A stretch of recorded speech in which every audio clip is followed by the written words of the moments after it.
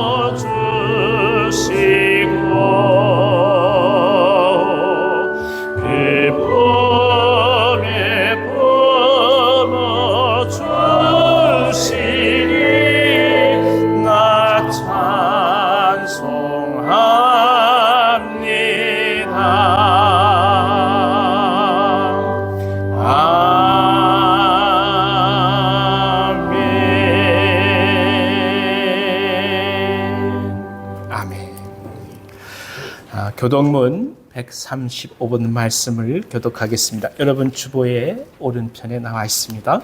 교독문 135번 성령 강림주일 첫 번째 말씀입니다. 제가 먼저 읽습니다.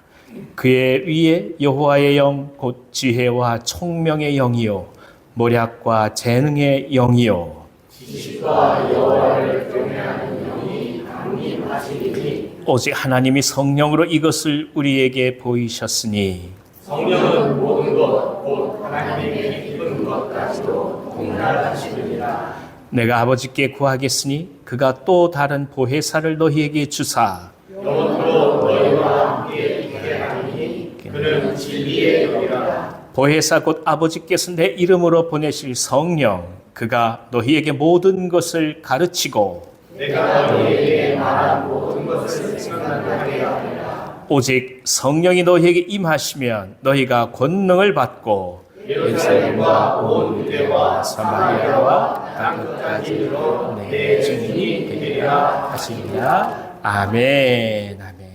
다 같이 자리에 앉으셔서 찬송가 183장 찬송하겠습니다.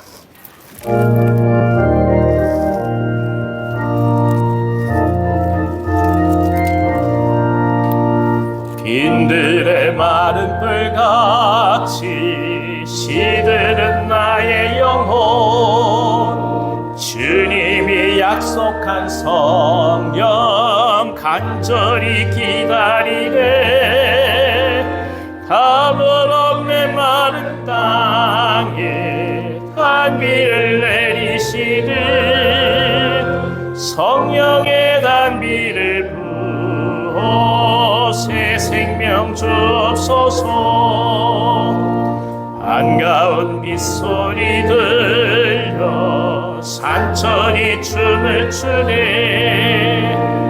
봄비로 내리는 성령 내게도 주옵소서. 가물없게 마른 땅에 단비를 내리시는 성령의 단비를 부어 새 생명 주옵소서. 절 따라 우로를 내려 초목이 무성하니 갈급한 내 심령 위에 성령을 부소서. 가물없게 마른 땅에 단비를 내리시듯 성령의 단비를 부어 새 생명 주옵소서. 참되신 사랑의 언약 어길 수 있사오랴.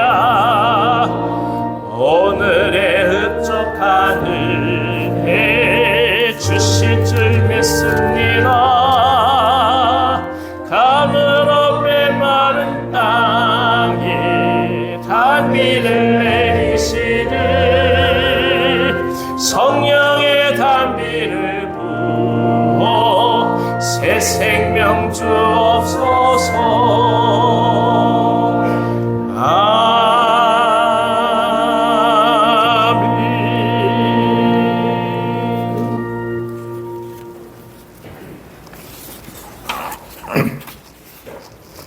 사랑과 은혜가 풍성하신 하나님 아버지, 푸르른 6월 아름다운 창조세기를 누리게 하신 하나님의 은혜를 찬양합니다. 오늘 또 거룩한 주일에 저희를 불러주시고 예배할 수 있도록 인도하심에 감사드립니다. 지난 한 주간 우리의 마음과 생각이 세상에 흔들릴 때가 많았음을 고백합니다. 하나님의 뜻을 구하기보다 내 뜻을 주장하고 주님을 바라보기보다 상황을 두려워하며 살았습니다. 이 시간 주님의 보혈로 우리의 죄와 허물을 덮어주시고 깨끗한 마음으로 예배할 수 있도록 인도하여 주옵소서. 6월을 맞이하여 나라와 민족을 위해 기도합니다. 이 땅에 정의와 공의가 강물처럼 흐르게 하시고 선출되고 임명된 지도자들에게는 하나님의 두려움을 주셔서 백성을 위한 바른 판단과 결정을 내리게 하옵소서. 특별히 분단된 이 민족을 긍휼히 여겨주시고 진정한 평화와 복음의 통일이 이루어지게 하옵소서. 사랑해 주님, 우리 온유한교회를 위해 기도합니다. 우리 교회가 말씀 위에 굳건히 서는 교회 되게 하시고 은혜와 진리로 사람을 세우고 품는 공동체가 되게 하옵소서. 다음 세대가 믿음 안에서 자라나고 연로하신 성도님들이 존경받는 건강한 교회가 되게 하옵소서. 어르신들을 돌아보고 가정을 세우는 일에 힘쓰는 교회가 되게 하옵소서. 삶의 무게로 지친 성도들을 위로해 주시고 병상에 있는 이들에게는 치유의 은혜를, 경제적인 어려움 가운데 있는 성도에게는 능히 일어날 수 있는 힘을 주시옵소서. 시험 중에 있는 자들에게는 인내할 힘을, 진리에서 떠난 이들에게는 돌이킬 마음을 허락해 주옵소서. 이 시간 말씀을 전하시는 목사님께 성령의 능력을 더하사 하늘의 지혜와 담대함으로 말씀을 선포하게 하시고 우리 모두가 그 말씀 앞에 순종하게 하옵소서. 예배를 섬기는 모든 손길에 복을 더하시고 오늘 이 예배를 통해 하나님만 홀로 영광받아 주시옵소서. 감사드리며 예수 그리스도의 이름으로 기도드립니다. 아멘.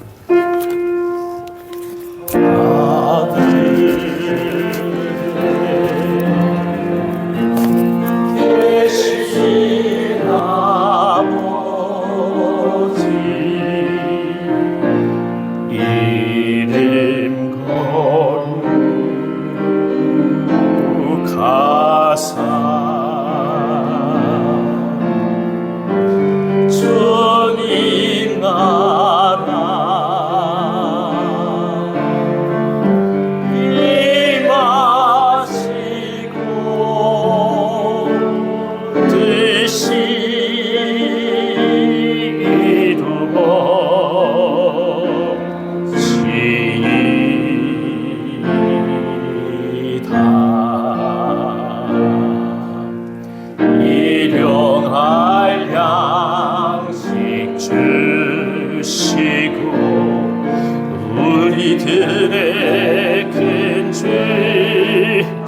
용서하옵시고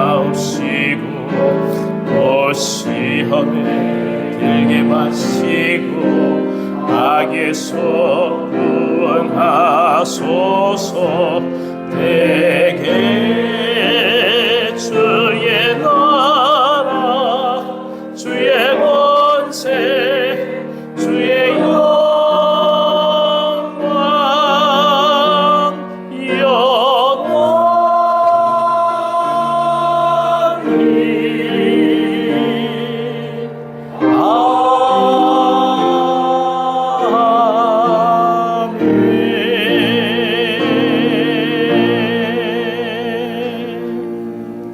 아멘. 오늘 이 아침 저에게 주신 하나님의 말씀은 신약 성경 마가복음 1장 2절부터 8절까지의 말씀입니다. 마가복음 1장 2절부터 8절까지의 말씀입니다. 제가 가지고 있는 신약 성경으로는 53면에 있습니다. 마가복음 1장 2절에서 8절까지의 말씀을 봉독하겠습니다. 선지자 이사야 그래 보라 내가 내 사자를 내 앞에 보내노니 그가 내 길을 준비하리라. 광야에 외치는 자의 소리가 있어 이르되 너희는 주의 길을 준비하라. 그의 오실 길을 곧게 하라. 기록된 것과 같이 세례 요한이 광야에 이르러 죄 사함을 받게 하는 회개의 세례를 전파하니 온 유대 지방과 예루살렘 사람이 다 나아가 자기 죄를 자복하고 요단강에서 그에게 세례를 받더라. 요한은 낙타털 옷을 입고 허리에 가죽띠를 띠고 메뚜기와 석청을 먹더라. 그가 전파하여 이르되 나보다 능력 많으신 이가 내 뒤에 오시나니 나는 굽혀 그의 신발끈을 풀기도 감당하지 못하겠노라. 나는 너희에게 물로 세례를 베풀었거니와 그는 너희에게 성령으로 세례를 베푸시리라. 아멘. 아멘.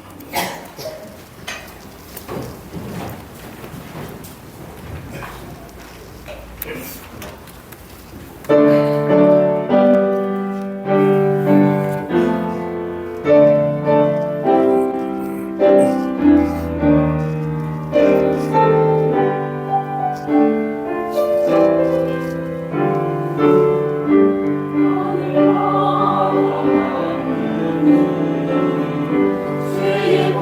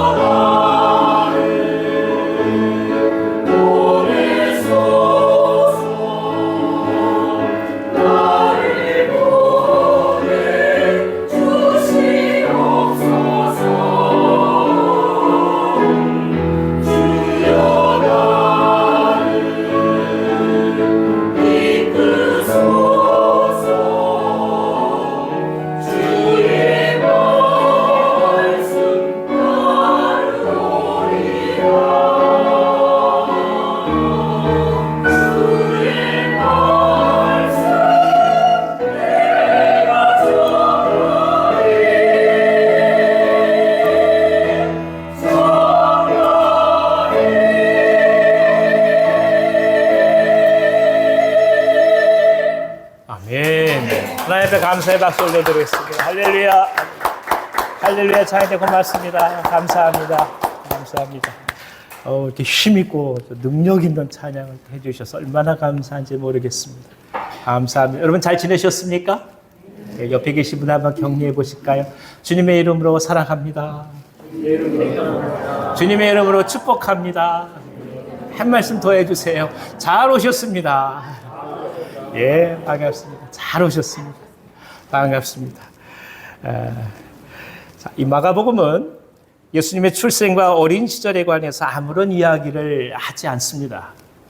엘리사벳과 마리아에 대해서도 전혀 언급을 하지 않습니다.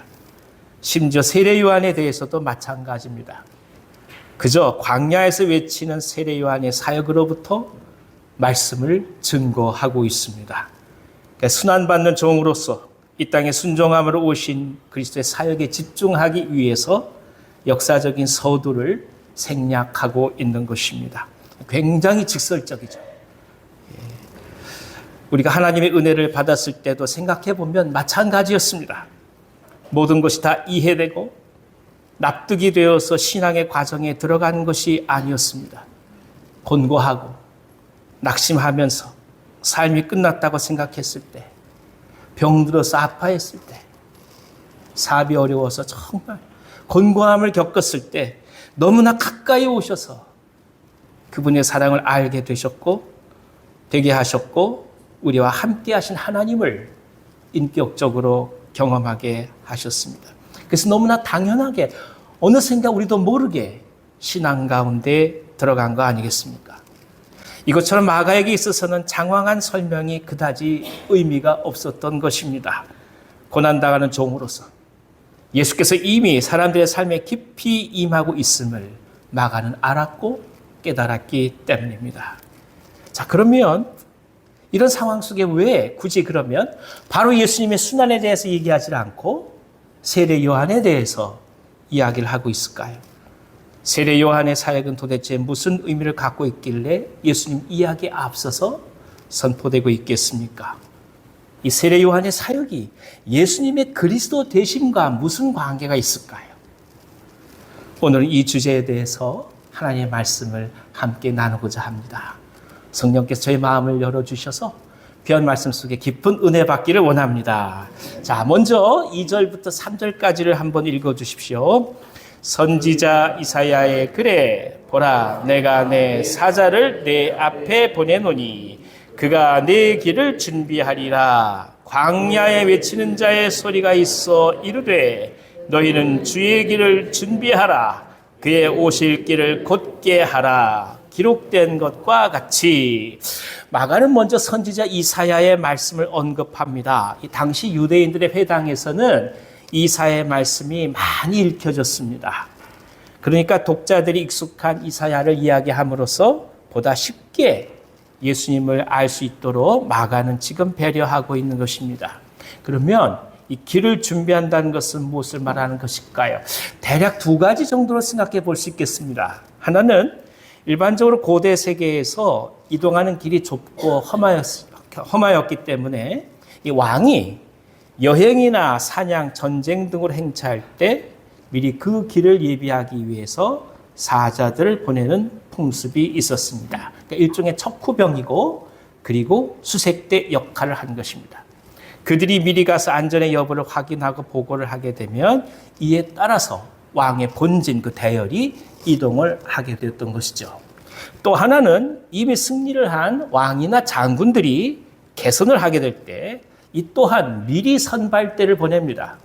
그래서 승리를 미리 알리고 자신들이 도착할 것을 알게 하여서 환영을 준비하는 역할을 한 것도 또한 그 역할이기도 합니다. 아마도 이 후자의 모습이 세례 요한에게는 더욱더 적합한 듯 보여집니다.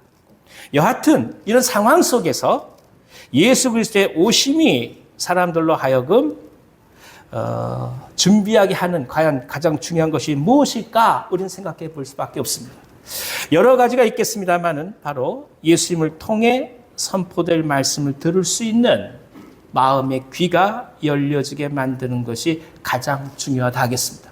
그러니까 사모하고 기다리면서 마음을 열 수 있도록 사람들의 마음밭을 기경하는 것, 그것이야말로 그리스도의 오심을 준비하는 것입니다.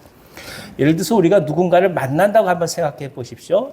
중요한 사람을 만난다 할 때 그냥 만나지 않잖아요. 그 사람이 무엇을 좋아하는지, 그 사람이 어떤 삶을 살았는지, 그 사람이 뭐 혼인은 했는지, 자녀들은 어떤지 미리 정보를 알고 그 다음에 상황을 알고 사람을 만나는 것 아니겠습니까? 그렇게 하면서 더욱더 깊어지게 되는 것이죠. 그 관계 속에서 더욱더 소중한 목적들을 달성하기 위해서 정말 필요한 일이라는 것입니다. 실수하지 않고 이 대화가 의미 있는 만남이 되기 위해서는 세밀하게 준비하는 겁니다. 사실 유대인들에게 있어서 그 당시에 가장 마음을 힘들게 한 원인은 아무리 기다려도 메시아가 오지 않는다는 절망감이었습니다. 그러니까 유대인들을 대해야 되는데 이 유대인들이 대략적으로 무엇을 지금 힘들어하는지 어떤 상황이 있는지를 알아야 된단 말이죠. 가장 큰 게 뭐냐 하면 메시아를 기다리는데 메시아가 오지 않는다는 절망감인 거예요. 물론 과거에 바벨론의 포로로 끌려갔다가 고레스 칙령에 의해서 술바벨과 예수아에 의해서 예루살렘이 재건되는 역사적 성취를 경험한 적도 있습니다. 하지만 그것은 완전한 의미에서 이스라엘의 해방을 뜻한 것은 아니었습니다. 시간이 지나면서 다시금 이스라엘은 이민족의 침입으로 고통당해야 했었고 지금은 로마의 지배하에 들어갔기 때문입니다. 따라서 메시아를 그렇게 기다렸으면서도 동시에 완벽한 메시아가 오지 않았다는 절망감이 유대인들에게 가득했다는 것을 우리는 10분 이해할 수 있습니다. 그러니까 말라기 선지자 이후에 그 400여 년 동안 하나님의 말씀이 임하지 않는 거예요. 그러니까 선지자가 존재한다는 가장 중요한 이 뜻은 뭐냐 하면 하나님의 말씀이 들려진다는 거거든요. 하나님의 말씀이 들려진다는 것은 그분이 우리와 함께 하신다는 것인데 무려 400년 동안 선지자가 등장하지 않아요. 메시아를 그렇게 기다리면서도 오지 않는 그 절망감, 이것이 그 당시에 극대화되어 있던 때라는 것입니다. 근데 바로 그때의 세례 요한이 다시금 메시아에 대한 소명을 일깨워 주러 이제 등장하고 있는 것이죠. 많은 경우 하나님의 말씀에 대한 기대가 사라질 때 어떤 분들은 그냥 매너리즘이라고 생각할 때도 있습니다. 하지만 그 이면에는 사실 커다란 절망감이 있습니다. 외치고 불러봐도 변화가 없다는 절망감, 그저 안고 살아갈 수밖에 없다는 자괴감, 현실을 타개하려고 해도 발목을 붙들고 있는 실제적 문제들, 그 앞에서 우리는 절망하고 그것이 곧 하나님의 말씀에 대한 기대마저 포기하게 되는 것입니다. 그러니까 절망이 들어오게 되면 말씀을 믿기가 어려운 거예요. 그건 매너리즘이 아니에요. 익숙해서 그런 게 아니에요. 절망해서 그런 거예요.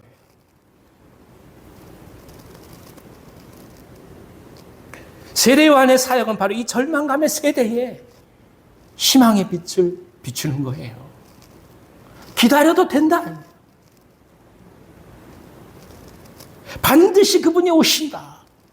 그리고 실제로 오셨다는 적극적 메시지를 증거한 것이 세례 요한의 사역이었던 것입니다.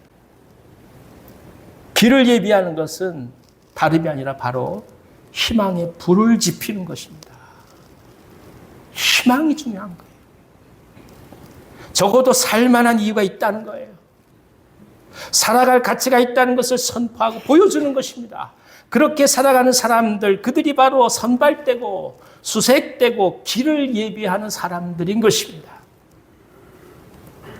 사실 절망감이 극도에 다다르게 되면 사람들은 언제나 그 원인을 외부에서 찾고자 합니다. 그렇게라도 해야 자신들을 위로하고 정당화할 수 있기 때문입니다. 예컨대 나치독일이 그토록 유대인들을 비롯한 사회적 약자를 절멸하고자 했던 이유 중에 하나는 1차 세계대전 이후에 막대한 전쟁 배상액을 감당할 수 없었기 때문입니다. 패전국이에요. 배상을 해야 되는데 아무리 이래도 갚을 수가 없는 거예요. 그게 무슨 생각이 떠오르겠습니까? 왜 이렇게 해도 갚을 수가 없지? 누군가 우리의 것을 뺏어가는 게 아닌가? 그래서 사회적 약자에 대한 핍박이 시작됐던 거예요.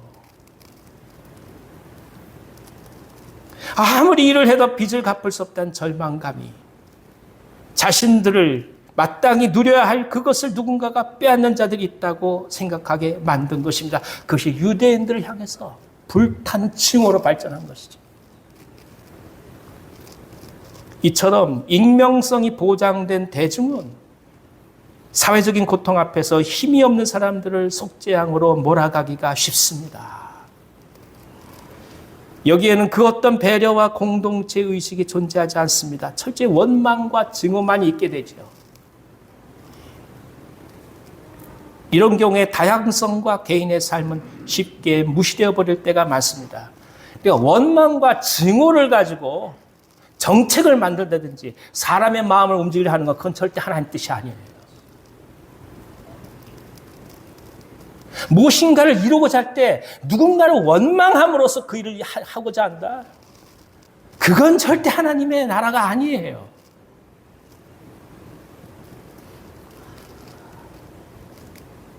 당시 이스라엘은 이런 위협 앞에 서 있었습니다.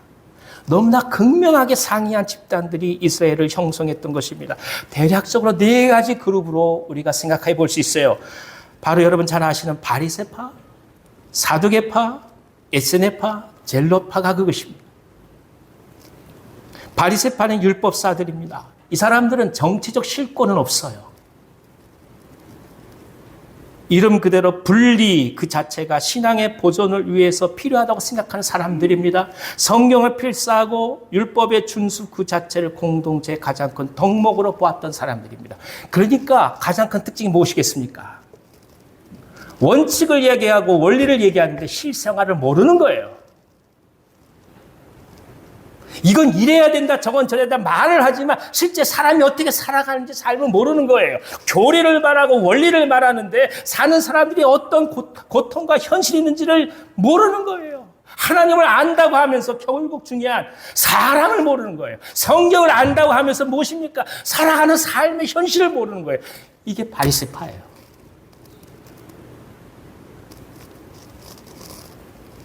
사두개파는 이론적인 율법을 근거로 활동한 사람들은 아닙니다. 대신 혈통에 기반한 제사장직을 계승한 사람들입니다. 실제로 사내들이나 불리는 가장 중요한 이스라엘의 정치 공동체를 형성했던 사람들입니다. 그러니까 성경적이고 율법적 학자들의 그룹이 아니라 실제 권력을 갖고 있는 당시의 실권자들이라 볼 수 있습니다. 이 사람들의 특징은 현실적인 이익만 보존된다면 그 어떤 것도 상관없다고 생각하는 사람들이에요. 그러니까 가장 두려워하는 게 뭘까요? 변화를 두려워해요. 변한다는 것은 자기들 이익에 커다란 도전으로 여기는 거예요. 대표적인 것이 여러분 가야바, 안나스인 거예요. 왜 그들이 예수님을 죽이고자 합니까? 예수님의 도전을 통해서 자신들의 이익이 침해될 걸 두려워하는 거예요. 그러니까 항상 최고의 가치는 무엇입니까? 변하지 않는 거예요. 이 사람들은 현실은 바라보나 가야 될 목표나 이상이나 원리가 사라진 사람들이에요. 그게 사두개파예요.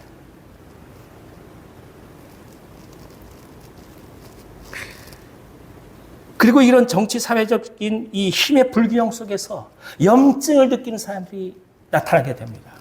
다 꼴보기 싫다 이거. 결국 세속적 삶을 버리고 동굴과 같은 극단적 수도 공동체로 살아갔던 사람들이 있습니다. 그들이 에스네파입니다. 반면 이 사람들은 누구보다도 정결에 열심이었습니다. 지금도 그 유적에 가보면 세례탕, 정결의 탕 다 있어요. 씻는 걸 굉장히 중시했던 사람들이에요. 하나님 앞에 온전한 마음으로 가는 것을 굉장히 중요시 여겼던 사람들입니다.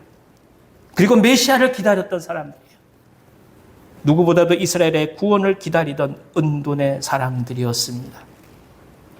아울러서 젤롯파는 이스라엘의 정치적 독립을 위해서 실제로 힘을 행사하고 무력으로 로마로부터 독립을 하고자 열망했던 민족주의자들이었습니다. 테러와 같은 공격적 일도 서슴지 않았던 사람들입니다.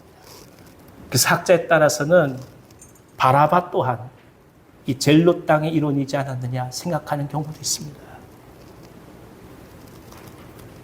그러니까 이런 혼란스러운 상황 속에서 이스라엘 백성들은 어디로 가야 될지 모르는 거예요. 너무나 힘든 거예요. 살아가는 그 삶 자체가. 어느 말을 듣고 따라야 될지를 선택하기가 어려웠던 겁니다. 갈피를 잡지 못하고 방황하고 절망할 때 그때 누가 등장하느냐? 세례 요한이 등장하는 것입니다. 유대 공동체를 다시금 바라보게 하는 강력한 충격을 줬던 것입니다. 학자들은 당시 이 세례 요한이 아마도 에세네파의 영향을 많이 받은 것이 아닌가 추정하기도 합니다. 세례를 거행함으로써 정결례의 맥을 잇는다든지 독립적으로 광야에서 생활함으로써 수도적 삶을 이어갔다는 것 때문입니다. 여하튼 주목할 것은 이 세례 요한을 통해서 주님의 길이 예비되었다는 거예요. 길을 예비함으로써 희망과 소망의 눈을 뜨게 해준 겁니다. 그 혼란한, 그 혼탁한 그 사회 현실 속에서 그럼에도 불구하고 이 땅에서 살아갈 만한 희망이 있다는 걸 얘기한 거예요. 지쳤던 달에 힘을 주고 싸울 수 있다는 용기를 주고 구체적 방법으로서 세례 요한은 회개의 세례를 전파하고 있습니다. 돌이킴으로써 삶의 의미를 재발견하고 잃어버렸던 진정한 희망의 불씨를 되살려서 메시아를 기다리게 하는 용기를 주었던 것입니다. 그런 의미에서 이 땅을 살아가는 우리 모든 그리스도인들은 이 세상을 향해서 그리스도의 종들로서 길을 예비하도록 부름을 받은 사람들임을 기억할 필요가 있습니다. 그리스도인은 세상에 남은 마지막 희망입니다. 대선이 잘 맞춰졌습니다. 많은 부분에서 안정적으로 이 사회가 자리를 잡아가고 있습니다. 작년 10일부터 우리 교회가 얼마나 기도했습니까? 모든 그리스도인들이 얼마나 기도했습니까? 하나님께서 하나 둘씩 다시금 제자리로 맞춰가심을 믿습니다. 품고 나갔던 거 아니겠어요? 누가 되느냐 그게 중요한 거 아니라 이 땅을 살려달라고 우리가 기도한 거 아니겠어요? 다 한 가족이고 한 형제 자매인데 살려달라고 주 앞에 나아가면서 그 은혜를 구해서 지금 또 한 번 새로운 도전을 우리가 보고 있는 거 아니겠습니까? 그 어떤 절망 속에서도 희망을 찾고 선포하며 희망을 나눠간 사람들입니다. 예수 믿는 사람들은 다른 거 아니에요. 길을 예비한다는 건 다른 거 아니에요. 절망이 아닌 희망을 선포하는 것입니다. 그것이 우리의 사명이에요. 그리스도로 인한 희망을 붙들고 정체성을 기억하는 것, 그것이 세상을 섬기는 것입니다. 예컨대 사도 바울은 감옥에 갇혀 있으면서 디모데에게 편지를 보냈습니다. 디모데후서 1장 7절에서 바울은 이렇게 얘기해요. 디모데에게 안수함으로 내 속에 있는 하나님의 은사를 불릴 하게 하기 위하여 생각하게 한다. 내가 안수해서 내 속에 작은 불씨로 남아있는 그 불씨를 활활 타오르게 하고자 한다. 이 뜻이에요. 하나님이 우리에게 주신 것은 두려워하는 마음이 아니요 오직 능력과 사랑과 절제하는 마음이라 바울은 선포합니다. 목회에 절망한 디모데를 향해서 은사를 다시금 불릴 듯 일어나게 하는 것이 자신의 목적이라고 사도 바울은 얘기하는 것입니다. 어린 디모데가, 아무것도 모르는 디모데가 에베소 교회 감동을 하면서 얼마나 많이 눈물을 흘렸겠어요. 울지 말아라 이거예요. 내 속에 하나님 주신 불씨가 있다. 능력, 사랑, 근신하는 마음이다. 우리 세상을 향해서 얘기해. 세상이 아무리 어쩌저쩌 얘기한다 할지라도 우리는 희망을 얘기하는 거예요. 하나님의 희망을 전하는 거예요. 그래도 살만한 가치가 있습니다. 할렐루야. 당신이 계셔야 될 이유가 있습니다. 당신은 소중한 아빠요, 소중한 엄마요, 소중한 자녀들이요, 소중한 세상의 한 사람들입니다. 이걸 선언하는 거예요.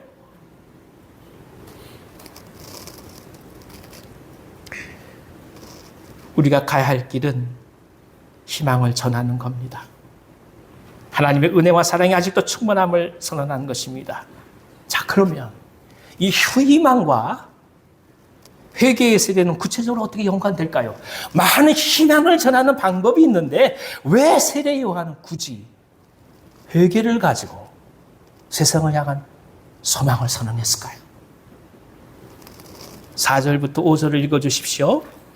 세례 요한이 광야에 이르러 죄사함을 받게 하는 회개의 세례를 전파하니 온 유대 지방과 예루살렘 사람이 다 나아가 자기 죄를 자복하고 요단강에서 그에게 세례를 받더라.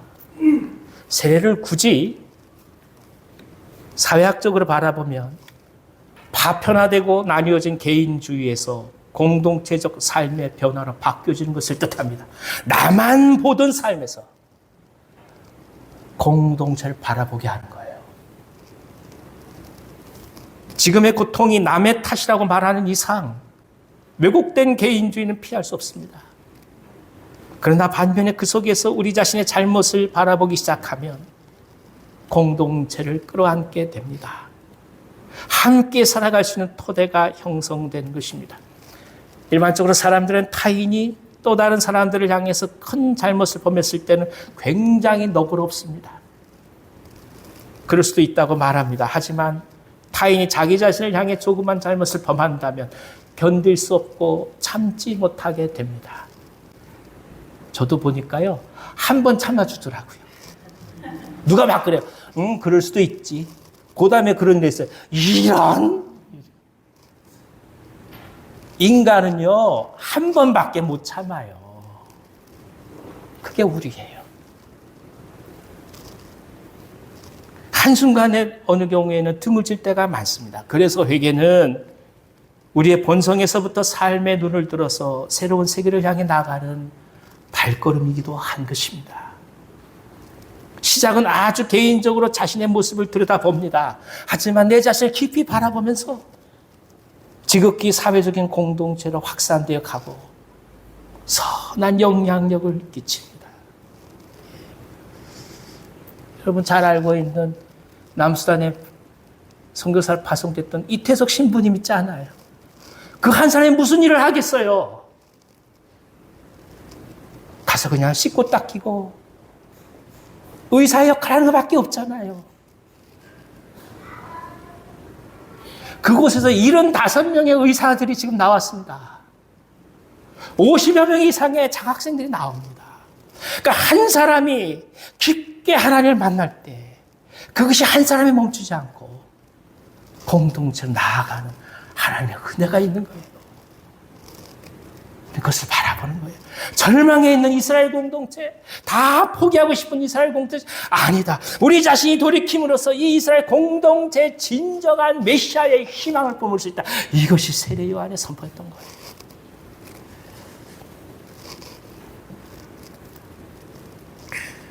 세례 요한의 회개의 메시지는 결국 유대 공동체 전체를 향한 하나님의 배려였습니다.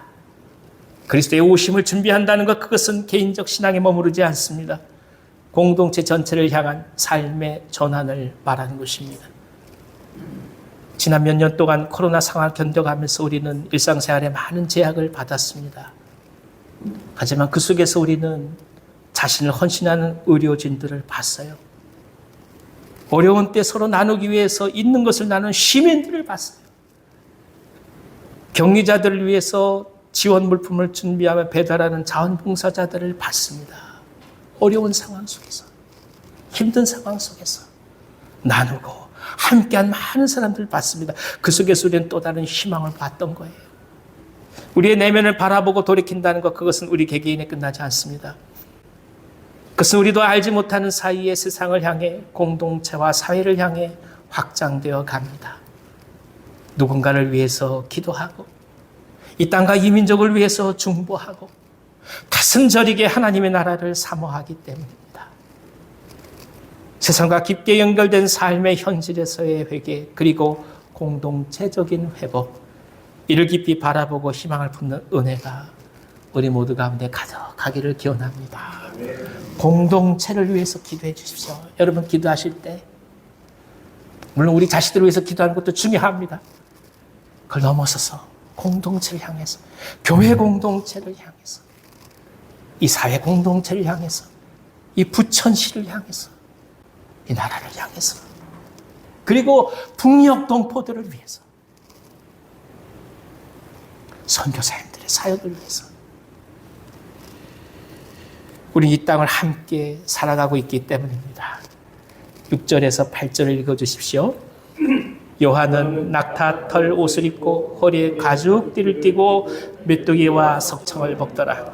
그가 전파하여 이르되 나보다 능력 많으신 이가 내 뒤에 오시나니 나는 굽혀 그의 신발끈을 풀기도 감당하지 못하겠노라. 나는 너희에게 물로 세례를 베풀었거니와 그는 너희에게 성령으로 세례를 베푸시리라. 광야에서 허름한 옷과 거친 음식으로 세례 요한은 하나님과의 관계성을 선포했습니다. 그의 삶은 오늘 정말 중요한 것이 무엇인지를 우리에게 가르쳐 줍니다.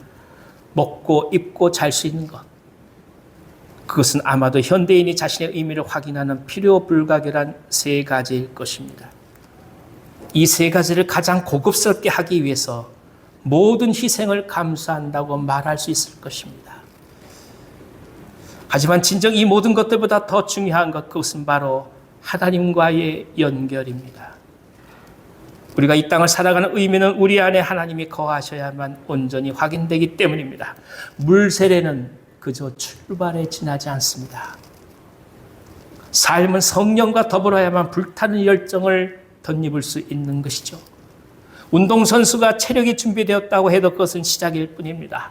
도전해야 할 정신적 목표와 열정을 덧입어야 경기에서 승리하는 거 아니겠습니까?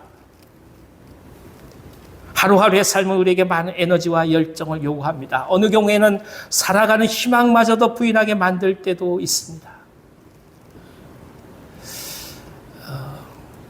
하지만 하나님 성령께서는 오늘 우리들이 왜 그 자리에 서 있어야 하는지 의미와 열정을 더하여 주십니다. 물세례로 출발한 메시아의 오심에 대한 준비가 성령 세례를 통하여 그 진정한 회복을 우리에게 허락하시기 때문입니다.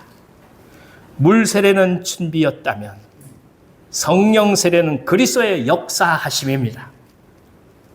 물세례가 마음을 돌이키는 것이었다면 성령 세례는 삶의 목적이 재정비되는 것입니다. 물세례가 정체성에 대한 확인이었다면 성령 세례는 사도로서의 삶을 허락해 주는 것입니다. 아울러 물세례가 알을 깨고 나오는 것이었다면 불세례는 날개를 달고 비상하는 것입니다. 오늘 우리 주님께서는 진정한 삶의 의미를 더하십니다. 살아야 할 이유, 생명을 나누는 기쁨, 살아있음에 대한 가치, 더불어 사는 즐거움을 선언하십니다. 요한의 물세례를 넘어서서 불세례를 주시는 주님을 바라보며 오늘 우리 삶 속에서 뜨거운 불의 세례가 있어서 의미와 이유와 기쁨과 용기를 붙들고 가는 은혜가 우리 모두 가운데 있기를 기원합니다. 하나님의 소망을 전합니다. 그 곤고했던 로마에 점령됐던 이스라엘에도 세례요한은 그리스도의 희망을 전하잖아요. 우린 그래도 해방되었잖아요. 우리 지금 제국주의 시대에 사는 거 아니잖아요. 지금이 그래도 그때보다 나은 거 아니겠습니까? 그러니 희망을 선언해야 될 이유는 자명합니다. 우리의 내면을 성령께서 깊이 보여주시도록 기도하길 원합니다. 힘을 내어서 우리 삶을 향해 걸어가시기를 원합니다. 옆에 계신 분들 보고 한번 이 시간에 격려해 주십시오. 힘을 냅시다. 그래가 힘이 나겠어요. 힘을 냅시다. 네. 성령 충만하시길 바랍니다. 한 번 더 해주세요. 성령 충만하시길 바랍니다. 주님의 힘, 주님의 사랑, 주님의 용기, 주님의 소망을 전합니다. 한 주간 넉넉히 믿음으로 승리한 우리 모두 되시길 간절히 기원합니다. 기도하겠습니다. 하나님 아버지, 어렵고 힘든 삶을 살아가면서 하나님의 은혜를 구할 수밖에 없었던 이스라엘을 보게 하시고 오늘 또한 우리를 보게 하시니 감사합니다. 로마의 압제하에 있었던 이스라엘에게 메시아의 희망을 주셔서 요한을 통해서 진정한 소망을 더하신 하나님, 저희 가운데 이루신 놀라운 일을 또 한번 깊이 감사합니다. 이 나라를 사랑해 주시고 민족을 사랑해 주셔서 다시금 한 걸음 한 걸음 시작할 수 있도록 도우시니 감사합니다. 우리가 한 주의 삶을 주 앞에 맡기며 나아가오니 복되게 하시고 그리스도의 소망을 붙들고 가게 하여 주시옵소서. 예수님의 이름으로 감사하며 기도하옵나이다. 아멘.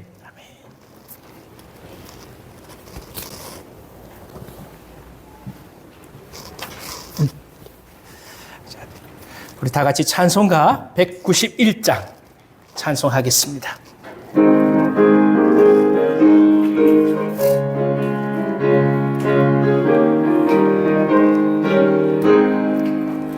내가 매일 기쁘게 순례의 길 행함을 주의 팔이 나를 안보함이요 내가 주의 큰 복을 받는 참된 비결은 주의 영이 함께함이라.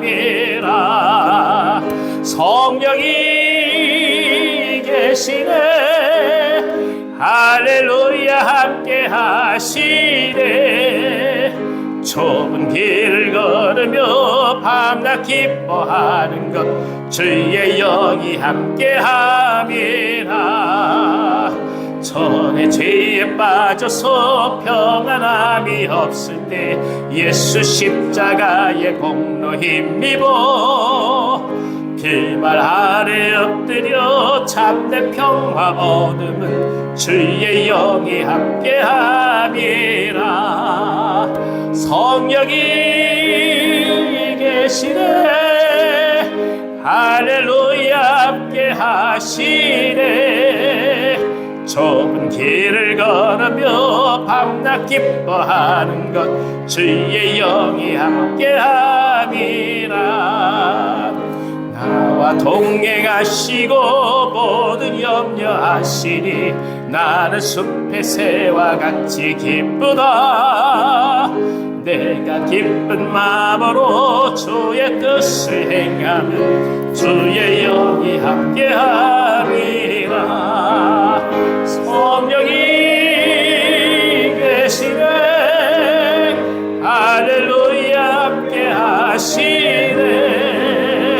좁은 길을 걸으며 밤낮 기뻐하는 것 주의 영이 함께함이라. 세상 모든 욕망과 나의 모든 정욕은 십자가에 이미 못을 박았네. 어두운 밤이 지나고 무거운 짐 벗으니 주의 영이 함께함이라. 성령이 계시네 할렐루야 함께하시네. 좁은 길을 걸으며 밤낮 기뻐하는 것 주의 영이 함께함이라. 아멘. 아멘. 반갑습니다. 오늘 특별히 우리 백정기 집사님 가족이 이렇게 함께 나와서 자리에 앉으니까 뒤에가 그냥 가득 찬 것 같습니다. 그동안 우리 하은이하고 하승이가 아파가지고 못 나왔는데 아이들도 건강을 회복하고 나오게 돼서 참 기쁘고요. 우리 허리 수술 후 이경희 권사님 고생 많이 하시는데 오늘 힘내셔서 나오시니까 참 좋습니다. 또 밴드 방송에서 우리 김막내, 한정선, 황민자 권사님도 참 반갑습니다.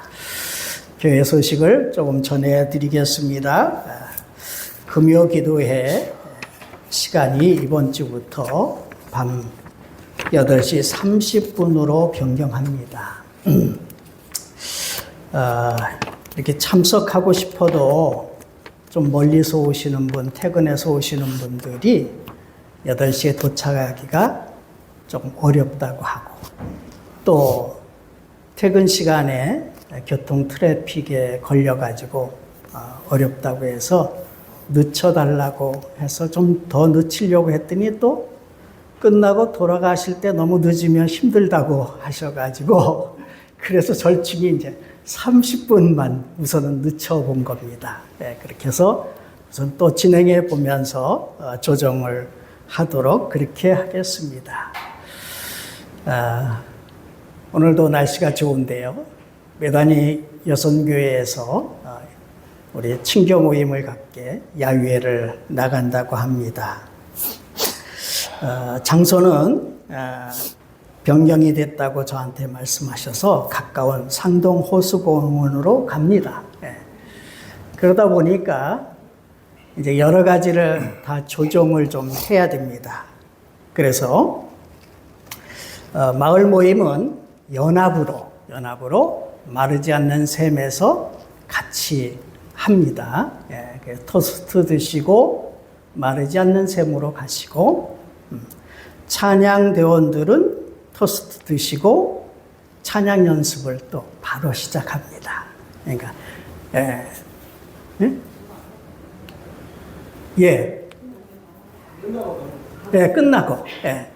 끝나고 찬양 대원은 찬양 연습하시고 나머지는 연합으로 마을 모임, 찬양대원 외의 분들은 마을 모임을 갖게 됩니다. 또 목자회의가 대신방을 위해서 우리가 잡혀 있는데, 그럼 목자들은 어떻게 하냐면은 김밥을 먹으며 국무회의도 하는데, 목자회의는 토스트만 발라가지고 커피를 드시고 바로 모입니다. 그래서 토스트를 드시면서 목자회의하게 되겠습니다. 그 다음에 마을 모임하고 찬양대 연습할 때 제일 첫 번째 순서를 부탁을 드리겠습니다. 마을 모임 할 때는 제일 먼저 여러분들의 유튜브를 들어가셔가지고 부천 온유한 교회를 치면 거기 홈피처럼 들어갑니다. 그럼 거기에서 꼭 뭘 해야 될까요? 구독, 좋아요. 그거를 먼저 해요. 찬양대원도 총무님이 시작하기 전에 들어가셔서 한꺼번에. 왜 그러냐면 지금 우리 교우들도 그쪽으로 안 들어가 있어요. 그래서 17명만 구독이 돼 있어요. 지금 거기에 이 설교 동영상이 한 2개 정도가 올라가 있습니다. 그래서 우리 이 목사님 설교 얼마나 잘합니까? 복음적인 설교. 그래서 여러분들이 먼저 구독을 해놓고 그 다음에 이웃들에게도 많이 좀 소개할 수 있기를 바랍니다. 그 다음에 한 가지만 더 말씀드리면 참 감사한 일이 익명으로 예배당을 좀 수리했으면 좋겠다 하고 헌금을 하신 분이 계세요.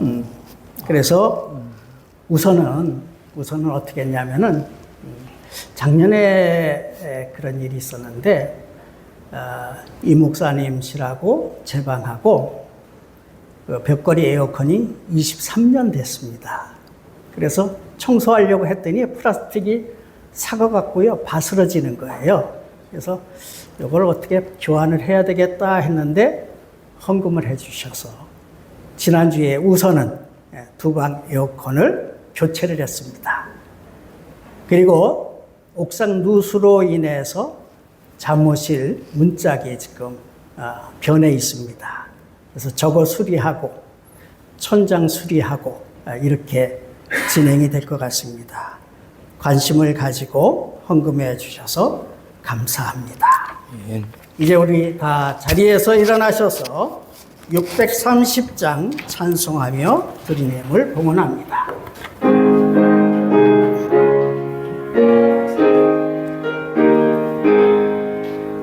진리와 생명 되신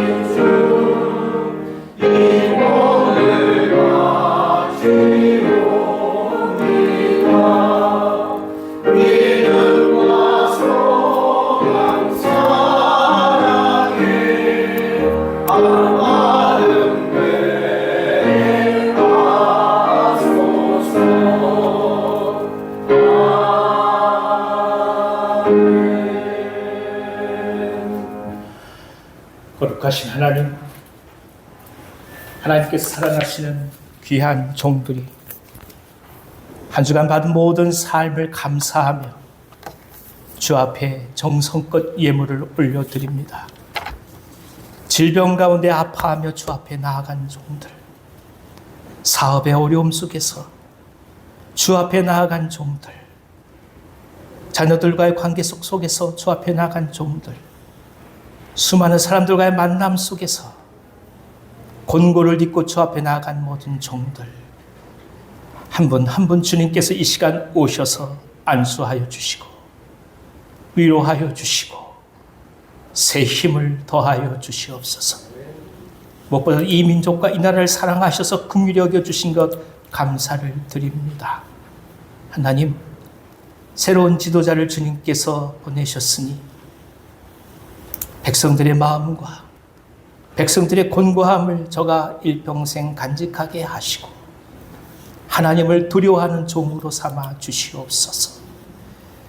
세상 곳곳마다 어렵고 힘든 자들의 눈물을 씻어주는 일을 감당하게 도우시고 무엇보다도 어려운 때에 무릎 꿇어 기도할 수 있는 당신의 사람 되게 하여 주시옵소서.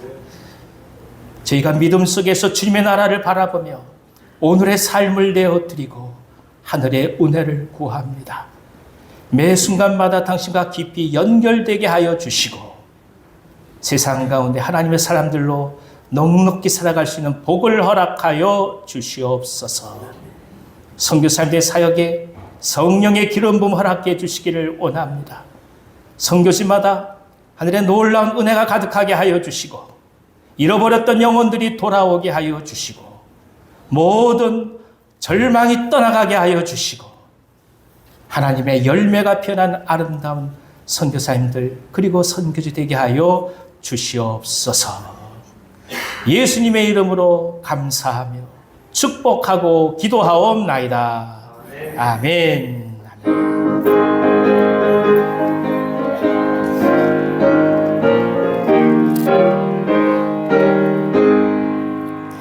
이곳이 거들 자가 이때에 누가 가서 거들까.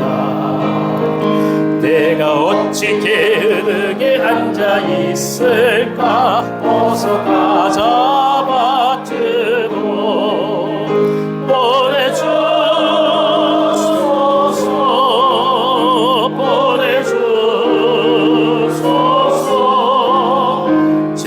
숯불 내 입술에 대니 어찌 주저할까. 주여 나를 보내주소서. 주가 나를 부르시니 언제 어디나 기뻐 가서 일하리. 주가 명령 내리실 때 능력 받아서 기뻐 거두리로다.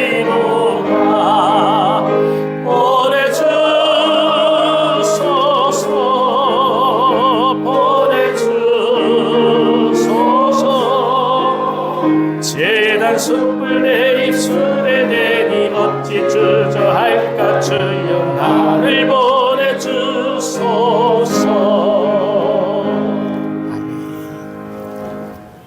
우리와 늘 동행해 주시는 우리 주 예수 그리스도의 은혜와 아버지 하나님의 크신 사랑과 성령님의 교통케 하심과 역사하심이 아버지 복된 주일 예배하고 말씀 받아 삶의 자리로 나아가는 주의 자녀들 앞날 위해 이제로부터 영원히 함께 하시길 축원하옵나이다. 아멘.